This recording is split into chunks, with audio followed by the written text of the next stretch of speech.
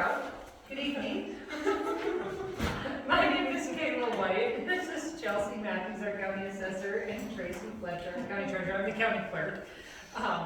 First off, I want to thank you all for being here this evening. I'll kind of make this a little short as an intro. First off, thank you, Trey, for being here as well. It's always nice to have other elected officials here. The three of us started doing these town halls in 2024, and we felt like it was good that we continue to do them because it's a really good way to get information out to our constituents, and also a good way for you to ask questions of us. Each of us will take a little bit of time to go through our handout here and talk about each of our offices. We do have these green cards. If either of you would like to ask a question that you don't want to do in front of everybody, you can write it down and we can answer it later. So without further ado, I'll just start. So I have some stats that I think are really interesting. Trey may think this is interesting too, is that in the 2025 legislature, there were 800 bills that were drafted.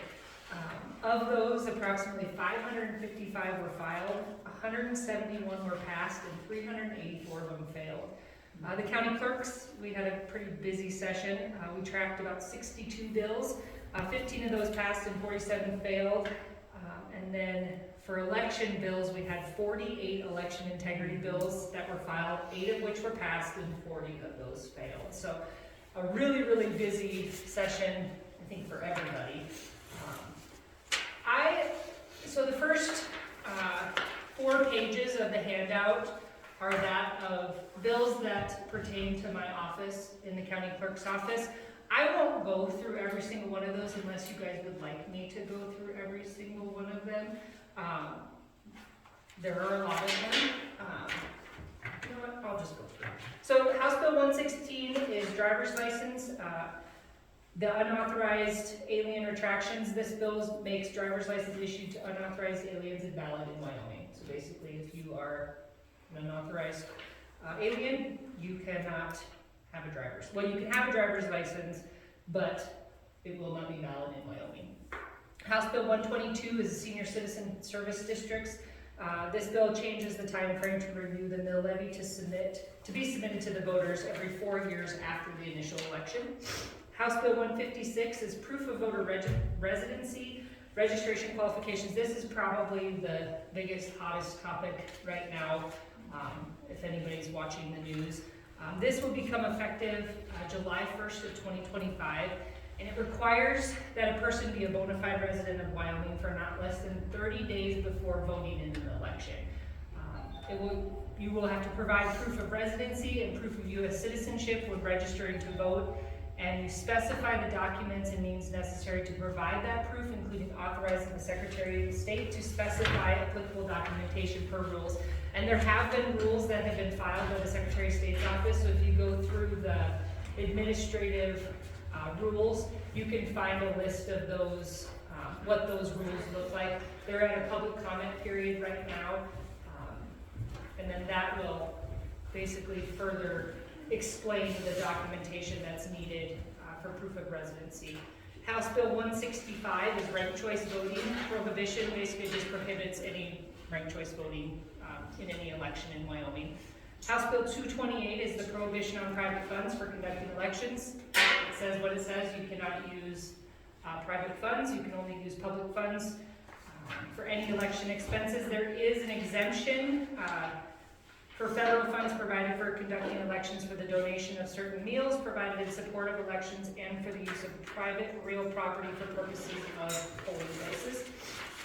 House Bill 318 is the maintenance of voter list.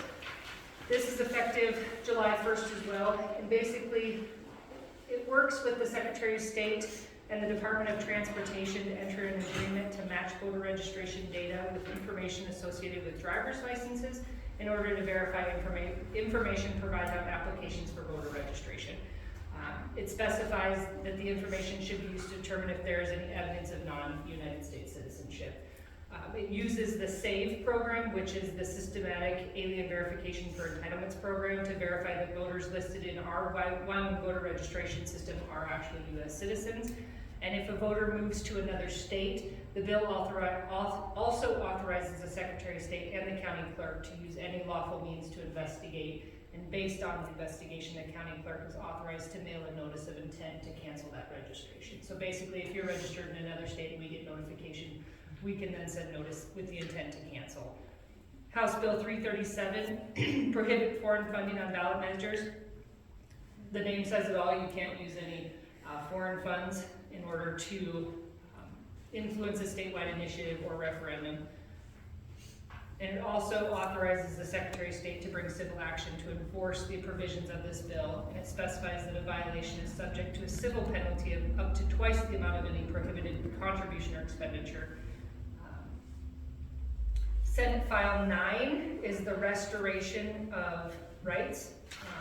A person may seek restoration of voting rights from the Department of Corrections if the person was convicted of a non-violent felony under Wyoming law or the laws of another state.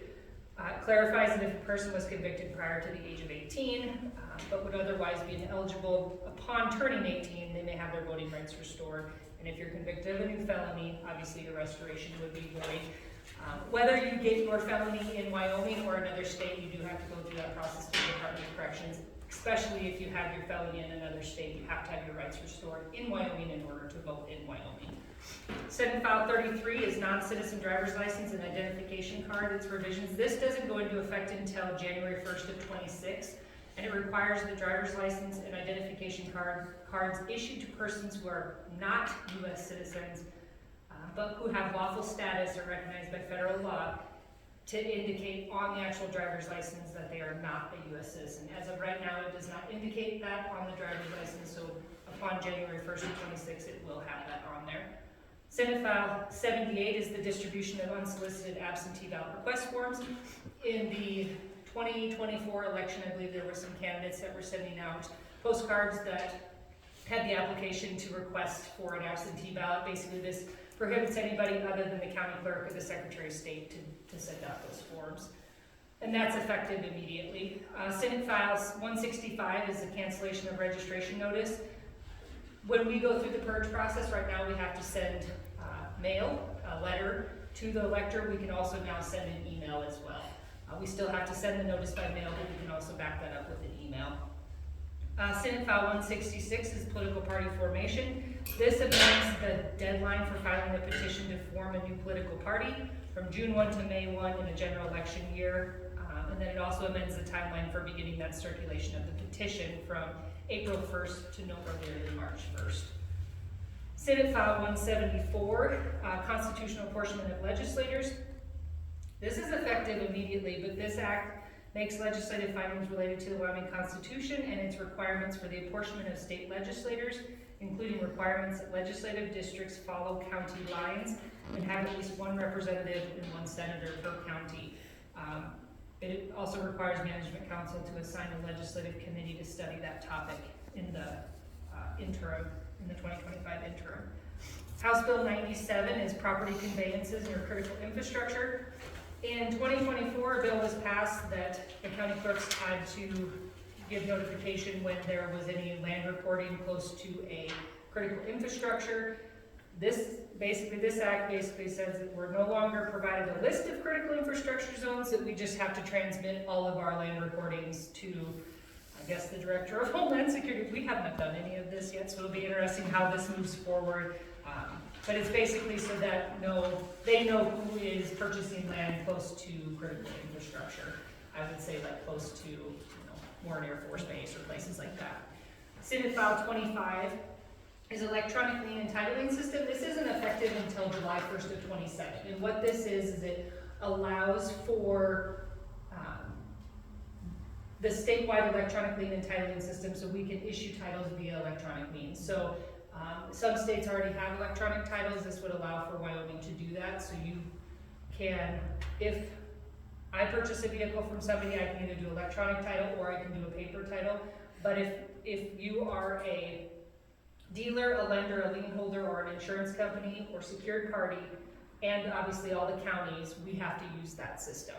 But you still can get a paper copy of your title if you would like.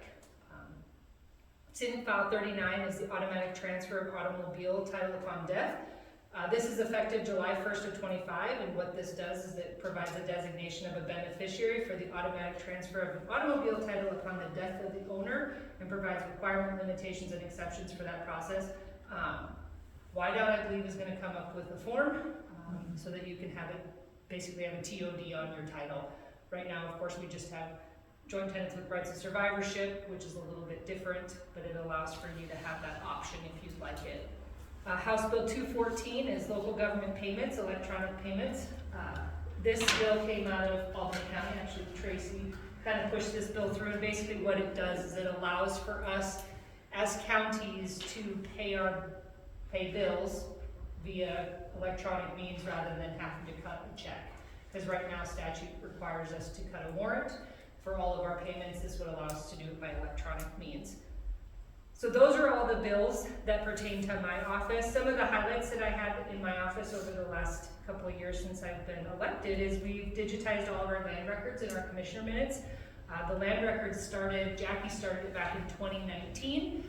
It's taken us quite a few years. We had to do it in phases, but all of our land books, if you've been into my real estate department in the clerk's office, the big old books that have all of the grantor grantees and all of the legal descriptions, those are all digitized now, and you can access those via the internet.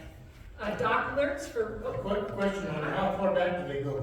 All the way, so all of our books are digitized. They go back to all the way until when the county was first formed. So our books are all digitized now. Every single book in my land record, I think, goes back to 18, I don't know what the first, but yeah. So how does the person go in and look at those or whatever? So it's called ArcaSearch. So they're the ones that host all of our records. There's a link on my website where you can click in. There is a fee to go in and do that. You can do a daily, monthly, or a yearly fee, and then you can go in and you can search any of those records. I see, okay. Yep, yeah. And then doc alerts for real estate records. I don't know if any of you have signed up for doc alerts. I have some flyers back there. Basically what doc alerts are is anytime that a recording comes through my office that has your name on it, you would get an email alert basically saying something has been recorded with a name that is close to yours. Basically when you sign up, so I would sign up Kayla White, I might sign up Kayla Jean White with my middle name, any variation of your name, so that if any kind of recording went through, it would notify you. And it's no cost to the taxpayer, so I can pass out some forms at the end, and you guys can sign up for that if you haven't already done so. We moved to e-poll books for the 2024 election cycle, and then we're also doing a new financial system through the county. We started the finances on April Fool's Day, and we roll out on HR and payroll the 1st of July. So it's been a busy couple of years. And then the last thing I will talk about, then Chelsea will talk more about it. There's a completed initiative that will be placed on the 2026 general election ballot. It's the People's Initiative to limit property tax in Wyoming through a homeowner's property exemption. Some of you may or may not have signed the petition. It was going around a year ago because I remember they were bringing the petition when we were doing these town halls. But this initiative, it's a statutory change, and it will pass if 51% of the voters cast are for the initiative. If it is approved, it will be effective 90 days after passage, and it cannot be repealed within 2 years of passage, but it can be amended by the legislative body. So Chelsea will talk a little more about what that looks like. Yes, so I'm actually going to start with all of the new forms of property tax relief that we have for this year, 2025. The first one I'm going to talk about is the veterans exemption. This one's not new, it's been existing for a long time, but it has doubled. So you used to get about $200 off of your property taxes. Now you'll get about $400, or you could use it on your vehicle registration. You used to get about $90 off, and that has increased to $180. I do have brochures on that back table that outline the qualifications. For this exemption, you do have to apply for it, and that deadline is the 4th Monday in May. About 3 weeks ago I looked, and we had about 645 people claiming this exemption. This program is backfilled by the state of Wyoming, so that means the county gets reimbursed for all of these exemptions that are going to the taxpayers. One thing that is new, however, with the veterans exemption that begins July 1st of this year is the surviving spouse or the surviving parent of a Gold Star veteran can now qualify for this exemption. Last I knew, there was about 40 in the whole state of Wyoming, so if you know anyone that meets those qualifications, please send them my way, because I'm not sure how to reach them. I'll probably contact the VA to see if they know, but the next one that I want to talk about is the long-term homeowners exemption. This one is new this year, and it's only a program for 2 years, so 2025 and 2026. This one you do have to apply for, and you have to be at least 65 years of age. You have to have paid Wyoming residential property taxes for 25 years, and you have to live in your home for at least 8 months or more out of the year. Now, for that 25-year property tax, it does not have to be consecutive years, and it does not have to be on the same house. So you could have lived in Gillette, left the state, and then came and you live in Albany County now, but total Wyoming is 25 years, you would still qualify. The deadline to apply for this is the same as the veterans, so that 4th Monday in May. You would apply with me, and this program is not backfilled, so the counties are not getting reimbursed for this program. And you get 50% off of your primary residence and up to 35 acres of land. So if you have outbuildings, they don't get the 50% off, but your land and your house will. As of April 25th, I had received about 1,200 applicants, but I looked last Friday and I had received about 250 more. So about 2 weeks and I received 250 more. The homeowners exemption is new for 2025. For this year, all single family residents got this exemption, and it's 25% off of your primary residence and your associated land. So again, outbuildings aren't included in this, but your house and your land is. And the exemption is up to the first $1 million. So if your property value is over $1 million, then it caps at $250,000 off. Next year, however, this will switch to owner occupied only, and you will have to notify my office if you are living in your home. I'm still trying to work out the details of how I'm going to manage that, because I'm probably thinking there's going to be over 7,000 people telling me that they live in their home, and I have 8 people. So we're trying to figure out how we're going to manage that. But I'm hoping I'll have it figured out by the time Tracy sends out the tax bills in September, and I'll have a little insert in there telling property owners how to do that. So watch for that notice. This program is not backfilled by the state of Wyoming. An important note on this one, if you're getting the long-term homeowners, the 50% off, you don't get the 25% on top of that. So you can't get 75% off. How do you choose? Well, you want the 50, right? Yep, it's a no-brainer right there. Yeah. So the next one is called the residential property tax exemption. This is a 4% cap on your annual property tax increase, and it applies to your single-family residence and your associated land. So this exemption is automatic, so there's no need to apply, and it's going to be automatic forever, so you won't have to pay attention to this one. Just know that the amount of taxes that you pay cannot increase more than 4% on your primary residence and your associated land. So even if your property values go up more than 4%, you're only paying on that 4% increase. Does that make sense? No? I brought my notice of value so I can show you what it looks like on the thing I just sent out a couple weeks ago. This program is not backfilled by the state of Wyoming. And there are a couple things that you need to maybe pay attention to that would disqualify you from getting this. So if you're a brand new owner, or you're building a new house, or you put an addition on, then you won't qualify until the following year. The property tax refund program, This is where you can apply for a refund towards your 2024 property taxes. This is a state of Wyoming program, but you actually can apply for it in Tracy's office, and it is open and available now. The deadline to apply is June 2nd, and Tracy brought the application and a brochure that lists out all the qualifications. So if you're interested in that, we can definitely walk you through that. Then the last one I'm going to talk about is the county property tax refund program. This is really similar to the state refund program. The county has had this in the past, but we won't know if the commissioners are going to vote to approve it or not until July 1st of 2025. So kind of watch for that information because we'll try and get that out to the public as soon as we know. So on your notice, I'm actually going to walk up closer to you guys. So you guys should have gotten these in the mail a couple weeks ago.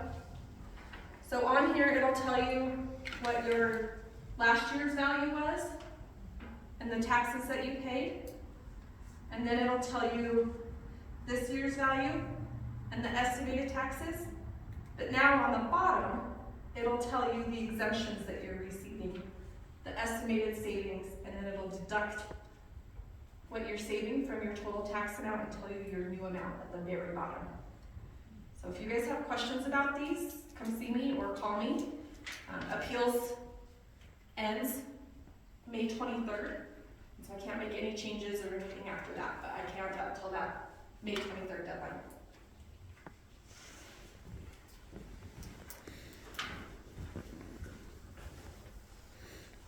Okay, so let's talk about how much money the average taxpayer is saving from all of these exemptions and what that total impact is going to be for our county. So the veterans exemption, and these are numbers that I ran back on April 25th. So the veterans exemption, we had spent about $286,000. Remember, this program is backfilled, so the county will get reimbursed. And the average savings for veteran is $433. The long-term homeowners, and this is figured off of 1,200 applicants, is going to cost about $1.4 million, and it's saving the average property owner $1,353. So this is that 50% off. The homeowners exemption, which is the 25% off that went to everyone basically, cost $6.2 million, and it's saving the average property owner $545. And then the residential property exemption, that's the 4% cap. That's cost about $1.4 million, and it's saving the average property owner $139. So the total taxes, and I put returned, but it's not really returned because you're not paying it up front, it's more just taken off the top. But it's saving the taxpayers of Albany County about $9.4 million. So what's that going to do to our county? When I broke it down by taxing authority, back up. So total impact is going to be about $2.2 million. And the reason that that difference is so huge from the 9.4 to the 2.2 is because of those two new wind farms that are up here in the northern part of the county. So the one over by the Wheatland Reservoir and the one off of I-80. They're covering the majority of that property tax decrease. Then the state will backfill the veterans exemption, and then the other difference is basically between like new construction and new plats, new subdivisions coming in. So really overall the impact across all taxing authorities is going to be about $2.2 million, and the city of Laramie is going to take the biggest hit because they don't get any benefit from those wind farms. So looking into the future, we're going to talk about what's new for 2026. There is a business personal property exemption. So if you own a business or a ranch, you have to claim all the furniture, fixtures, and equipment used to run your business, and you have to pay taxes on that. Well, the legislation passed a $75,000 exemption. So if your total value of all your equipment is under $75,000, you no longer have to pay taxes on that. If the value is over $75,000, then you're just gonna pay the difference. So, no application will be required for this. I will apply it automatically. It'll equate to about $500 a year for the taxpayer. And I'm estimating about a $31,000 loss in revenue across all taxing authorities. And then I just want to bring this up again, is that the homeowner's exemption, the one that's 25% off, switches to owner occupied, and you will have to notify my office that you are owner occupied to get that 25% off. And then the People's Initiative, so Kayla kind of touched on this before, but this will be on our ballots in 2026, and if it's passed, it'll go into effect for tax year 2027. This one is basically 50% off of your primary residence. So this one does not include your land, like all these other exemptions that we've been talking about do, nor does it include any outbuildings. To qualify for this, you must occupy your home for 6 months or more out of a year, and you must be a Wyoming resident for at least 1 year. You would have to apply for this one, and that deadline to apply is the same as all the other ones, that 4th Monday in May. So that's just a really important date to keep in your head. So this one, I'm estimating 7,200 applicants if it passes. The program is not backfilled by the state of Wyoming. And I'm estimating that the average homeowner will save $885 a year, and it will cost about $7.3 million in revenue across all taxing authorities. So the last thing I want to touch on is, I don't know if you guys remember, but in 2024 there was a constitutional amendment on our ballots, and I still get a lot of questions about this. I don't know that people fully understood what this actually did. So prior to this amendment, we had 3 different types of property. So we had minerals, who are taxed at 100%. We had industrial, who are taxed at 11.5%. And then we had this all other category. And that includes commercial, agricultural, personal property, and residential. And they're all taxed at 9.5%. What this amendment did is it took residential out from the all other category and then created a subclass of owner occupied. And I believe the intent was so that the legislation could adjust that 9.5% down for residential property or for owner occupied people. However, nothing came out of this out of legislation last year, and I think it's because they're still trying to define what owner occupied means. So I fully anticipate that a lot of talk will be surrounding this next year in 2026. And that's all my spiel. Oh boy, now the fun stuff, what everybody's been waiting for, right? County budget? Yeah? Okay, probably not, but I'll give you a flyover. But first let's start with this first page. It's called the Cowboy Family. One of the best tools I've come across for Wyoming on how your tax dollars are used is called the Cowboy Family, and this is developed by the Wyoming Taxpayers Association, and it can be found on their webpage at wyotax.org. And what you can do, you can go in there and you can put in the parameters of your family, your household, your all your things, and it'll show you how much in average you pay in taxes versus how much in services you get for those taxes that are paid. So I went through and I just used census data to fill in this information, using a household of 4 individuals, 2 of which are school-age children between kindergarten and 12th grade. They go to Albany County School District 1, which is our only school district here. Their home value of $322,000. The total household gross income, which is very low for our county because of our college population in part, but it's $59,881. I have that the 2 I'm hoping that the two adult members of the household have two vehicles. I don't know, it could be the kids. Just, I like to make dad jokes through this because finances are kind of boring and dry, right? And then the average mile that each of those vehicles are driving and the miles per gallon that they get. So I use my car, 20 miles per gallon, and my husband at 15 because his foot's heavier than mine. And Deputy, you did not hear that. Anyway, using all those demographics that are driven directly from the census data, we get to these next two charts there. So the total taxes, state taxes paid, and they're not necessarily direct to the state taxes, but there's taxes paid within the state, begins with property tax. So the $2,100 on that $322,000 home. Sales and use tax, $1,375, which that includes, if you back the purchases out with the sales tax rate of 6%, that's about $22,900 of purchases. So that's not going to be your groceries because your groceries are tax exempt, but that's going to be restaurant, food, apparel, phone service, utilities, and those other kind of items. Fuel tax and registration fees.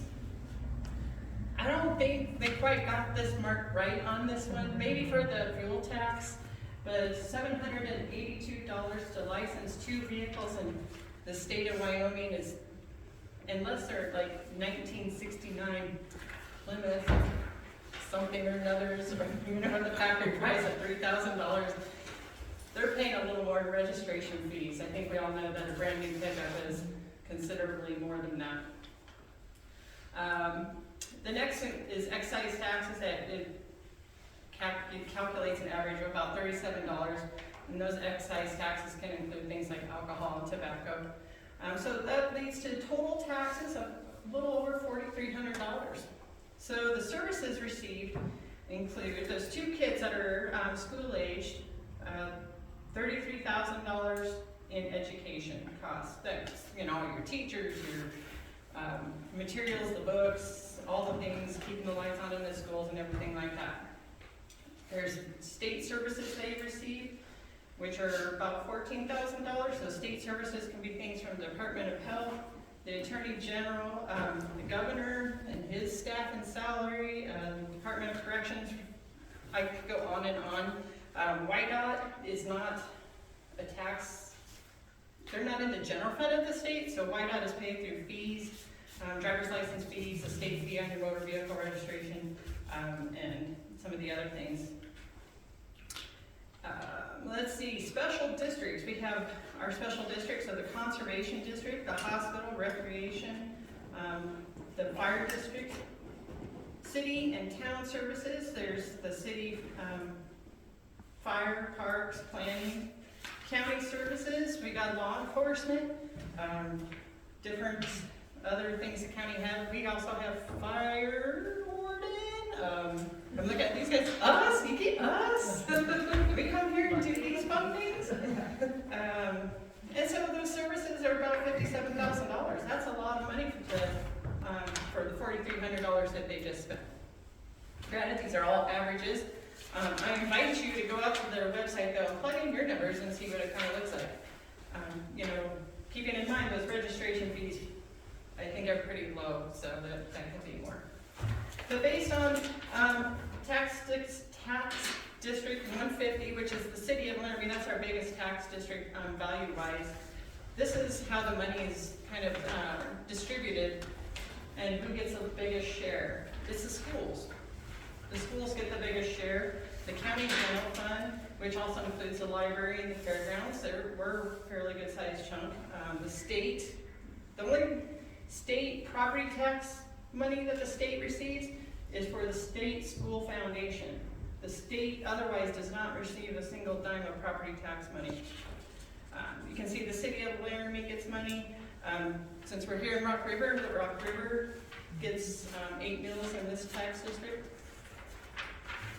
All right, here's the riveting part of the night. Colored pie charts.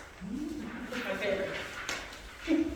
So, Chelsea gave us some big numbers that include some great savings for us as taxpayers. I'm a taxpayer. Everybody in this room, I think, might own their own property and are taxpayers, so it's great to have those savings.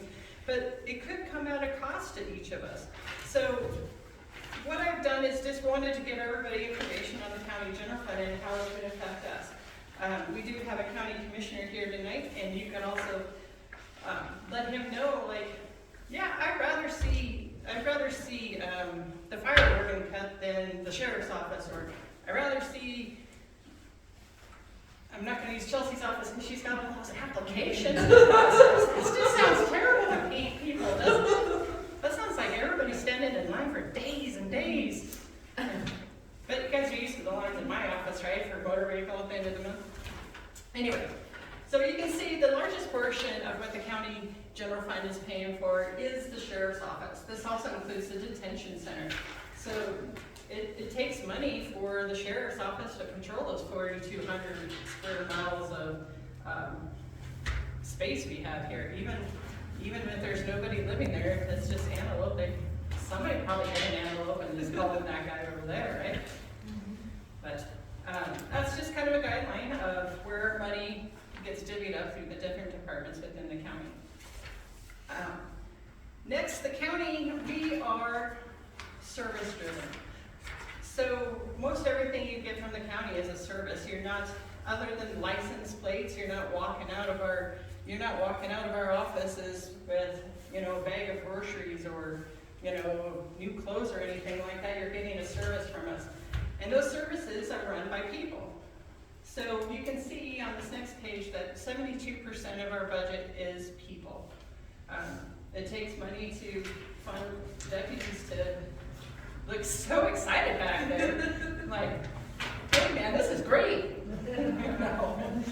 Put you on the spot and you can't say no, right? Anyway, this gives you just an idea of how the split is. I mean, it takes money other than personnel to keep the county running. We have to have the lights on. We have to have computers to do all those fun things. I don't know if you were in the office yesterday in my office, but our software was down for 5 hours. And the Monday after property taxes were due. It was fun-filled, let me tell you. We did not like that.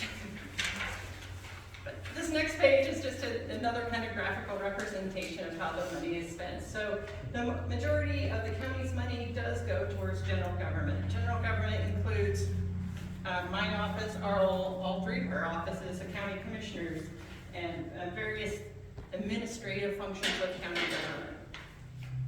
The next biggest one, though, is public safety.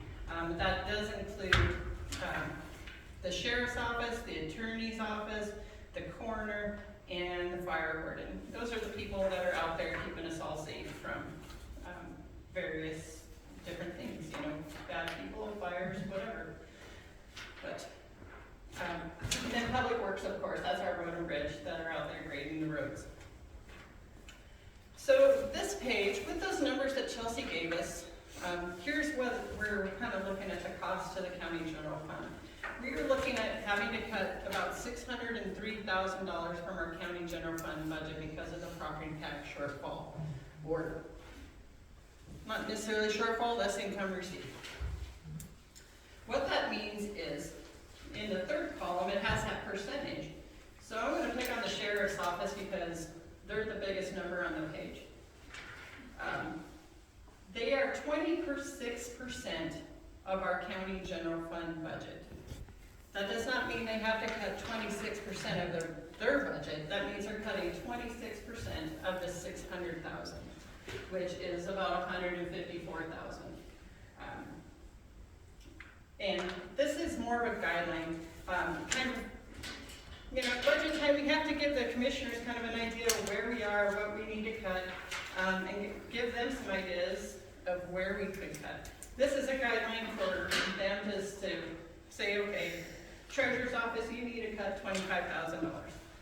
Okay, I look at my budget and, I have a part-time person in a full-time, I'm allotted a full-time position, but I only hired part-time because that's as busy as we've been. So I cut the difference out between a full-time employee to a part-time. But each office has been, given their direction by the county commissioners of, you need to cut roughly about that amount. Okay, last year, I think you guys were both here last year, or when we came out, but last year I gave a bigger worksheet with the reserves. I just kind of limited it to the last few years. And what this is how much money the county has set aside for various reasons, like we have employee compensation, which that can help us to avoid layoffs and stuff if things start really, revenues start, depleting. But overall, all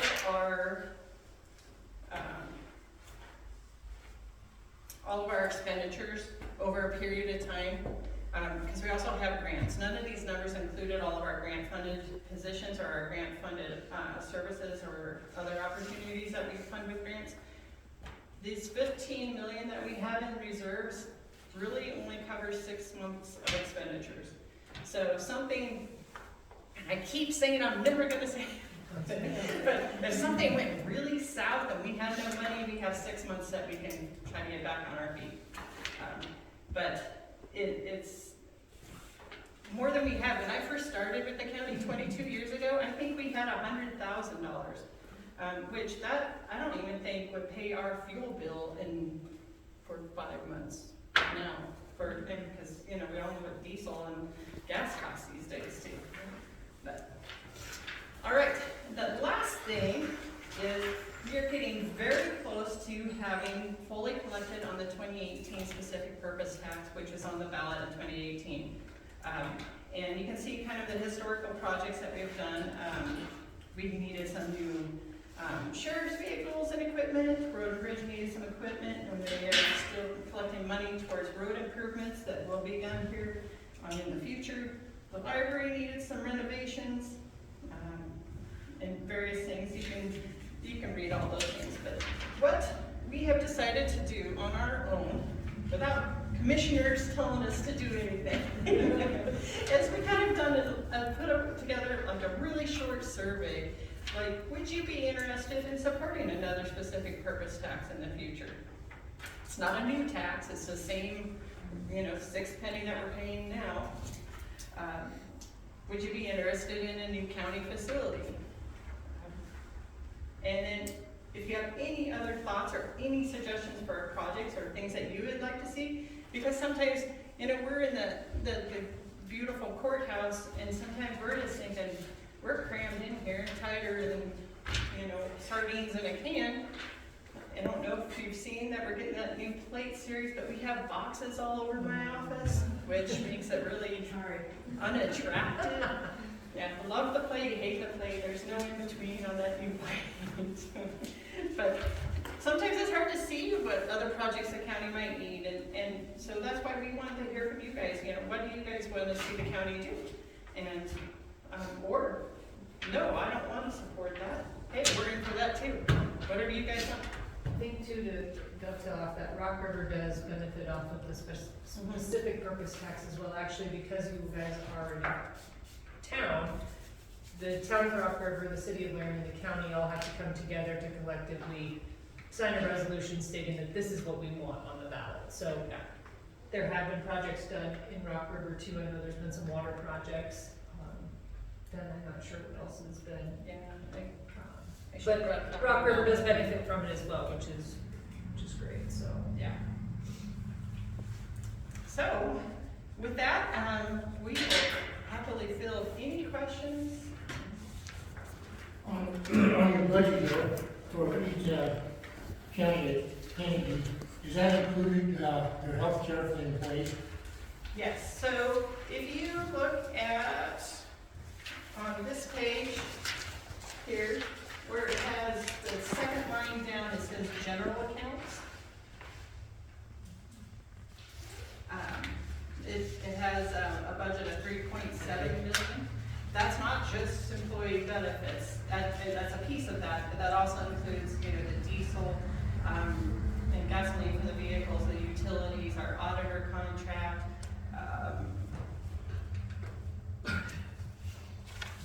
yes, Budget officers.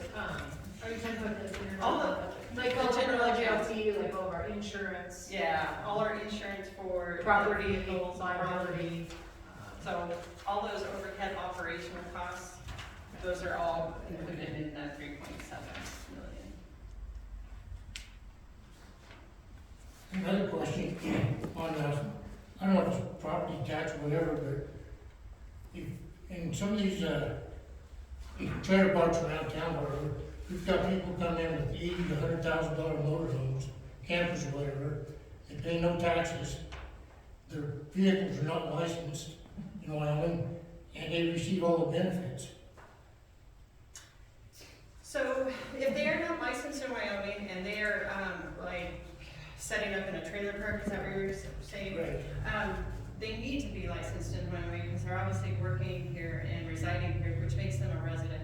Now, I know there's a lot of people that use Montana as a tax shelter from sales tax and motor vehicle registration. If they are a Wyoming resident, that is not legal. But I have no way of knowing that. But if I can get information, YDOT will prosecute. And they have successfully done so in Park County. But isn't in Wyoming, don't you have 30 days? It kind of depends. So there's different statute that requirements for residency. So as far as We're not talking about vehicles and driver's license. so far as vehicles, if you live here, you work here, you're a resident. That starts day one you work here. And if you're living And who here. enforces those? Exactly. That's, I mean, we have no enforcement of that without feedback from the public. So if you provide information, I know I receive probably at least 2 or 3 anonymous letters each year that give enough identifying information. I can pass that along to YDOT for them to start working on compliance investigation with them. But there's no way, Sure. and I don't think that's something law enforcement would police, is whether somebody's a resident with their motor vehicle, unless you have a reason to. Unless there's a reason that it's similar in matter at that point, so. Now, sometimes, there can be out-of-state workers, we get a lot of influx of those with the wind farms coming in, they can get, and they should have the sticker in their window for a temporary worker decal. That's required, and it's required and it's written into all of the permits for the wind farms for their workers to have those temporary worker decals. They don't have to license their private vehicles here, but they have to have those decals. And if they're not getting those decals, we need to know that too, because that is a ticketable offense. That's all I have. And you guys are seeing a lot of that, I'm sure, Probably probably farm. wind farms. Yeah, yeah. But, yeah, if you have information and you wanna anonymously, Anonymous, there you go. without telling me who you are, send me information and, we'll gladly follow up on it. Because they are driving on our roads, and especially those big motorhomes, they're so heavy and they're wear and tear on our roads just as much as anybody else.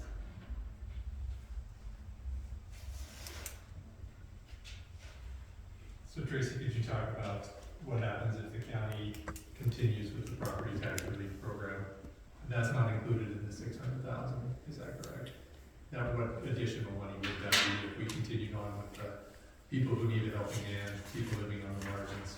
What would that add to this 603,000? So, currently, the county property tax refund program is in the budget, that preliminary budget that will be presented to you Wednesday. Thursday. I think is the 15th, no, Thursday, it's the 15th, that's when statutorily she'll provide you that. But it's in the budget, and to me, it's a dollar amount that Albany County, when the property tax values kept going up and up and up, we took right from the top of that and funded that program to give back to our lower income community. So there's people that have applied. We went from, I want to say it was about 57 applicants and $46,000 in the first year. To last year we had 240 41, maybe more, don't quote me on those numbers. And paying out about 240,000, I wanna say. So those numbers, I mean, when there's other property tax relief programs that are happening, it would make sense in a business perspective to cut that out of our budget. But those are also, because the people within our county program are a much lower income than what the state program is, that it would be hard to see those people go without additional help. There's people that have zero income in our community, and I don't know how they do it, honestly. But that is not for a treasurer to decide. County Commissioner Gosar. But I'm saying this potential that could be bigger, if we continued that program. It is, because it's also, this program, at least for the 2024 tax year, the values did increase, and that's what we would be taking applications for, so there's potential for that program to increase over the 240. I think I looked at about 280,000, allowing for, I think about 4 or 5% growth with all the variables in there. Price that can go up to 4. Right, but the additional 1% new applicants and those, You'll get more people. the household income. Yeah. So now if we continue the program on beyond 2024 into 2025, we got lower values. So, I mean, it could decrease in 2025, in our fiscal year 26. Yeah. So, I mean, there's so many variables and there's so many moving parts, and we have no idea what's gonna happen with legislature in 2026. We don't know what's gonna happen with the ballot initiative in 2026. There's so many things that could affect our county revenues that it's hard to say. It's a lot of moving parts. I mean, I have, a worksheet where I have tracked the county's revenues for the last 22 years. And I can tell you, it was a slow incline. Of course, we got the spike with COVID and everything, which is why we're having all these discussions about tax relief. And those have any trend line. There is no correlation, there is no trend line that works anymore, because we just don't know.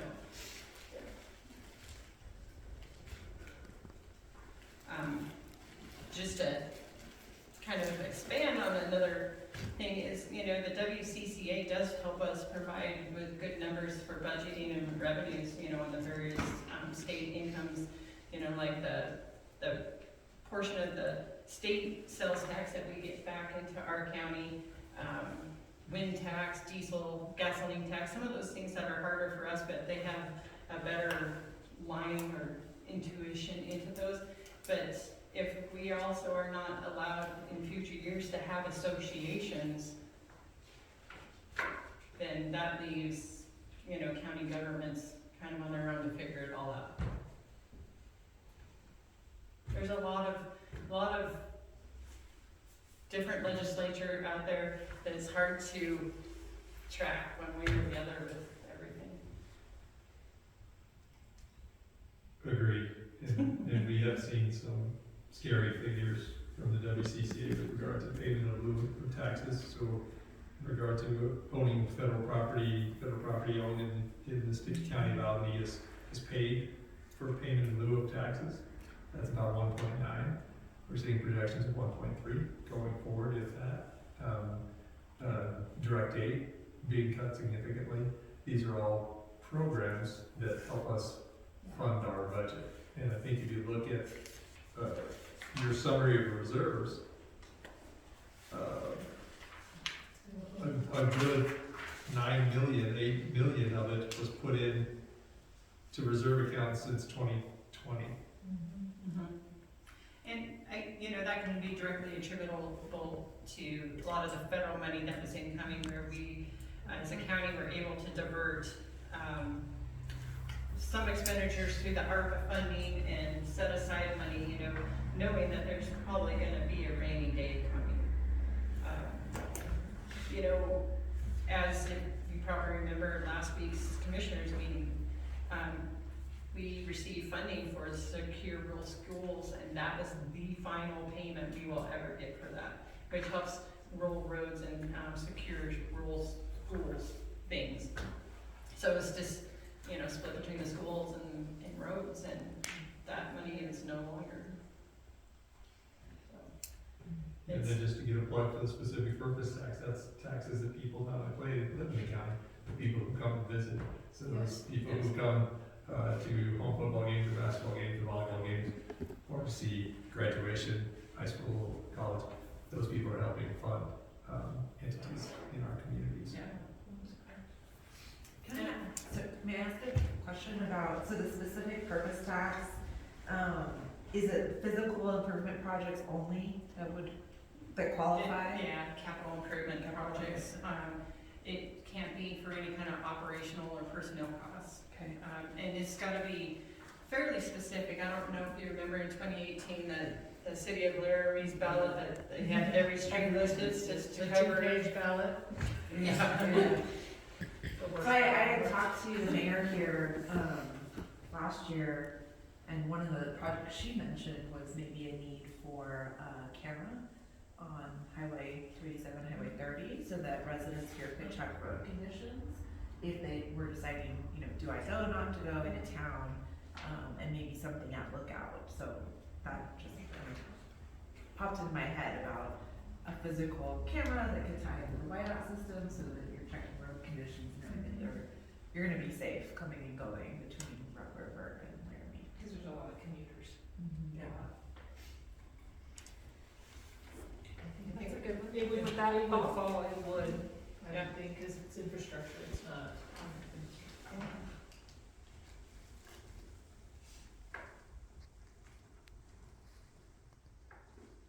Any other questions? Well, that, project just north of Laramie, where you guys took the bypass for Peter Lane, will that add to our base, tax base, Yes. Yes. Yeah. with UP Railroad and Peter Lane? Peatling. Yeah. Yeah, and the state will cover the UP part, but Okay. I'll tax the Peatling side. Yes, so that'll help, the wind farms are helping, because I tax them on like the foundations and the actual turbines, then they get taxed on the wind that they're generating, and then they pay the impact assistance funds as well. And then Mountain Cement is actually putting in a new kiln. They've started construction on that, so that'll help too.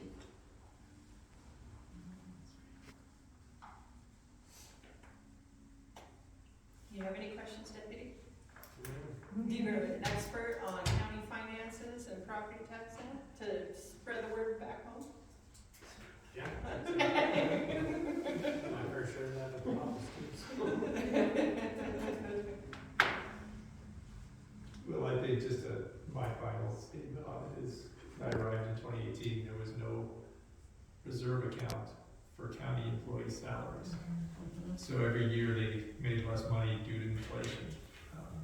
We're incredibly proud of now having that amount. I wish we had more so that we could pay salaries. But before 2020, if we had a good tax year, people got raises. If we had a bad tax year, they didn't. That's really difficult to keep people, good people employed. So I think some of these really useful strategies to running a good government. And the less we are able to do that, the less good people we're able to keep. County commissioner have to make budget decisions, isn't it? It is, because I think people don't understand, we have 3 commissioners, most of county commissions our size have 5. We don't have a county administrator. Most of them with 3 commissioners have a county administrator. Some of them with 5 have a county administrator. We have a road and bridge department that is a fraction of the size of equivalent road and bridge departments in the amount of counties with similar type roads. There is not a whole bunch to cut, and 72% goes to salaries. And so, as we think about what that means, we have 25 grant-funded positions in the county. So of the 150, 25 are grant-funded by the federal government. Right now, I don't know that we know of one of them that will be funded. So if they are not funded, we either, I think PHRC, they just got the contract. okay, so For one. So 24, when we do not know how they'll be funded, if we can't fund it from the county, that's a loss of the job. And likely we won't be able to fund 24 positions. So it is going to be an interesting year, but I'm glad we have the reserves. I'm glad we put money away when we did.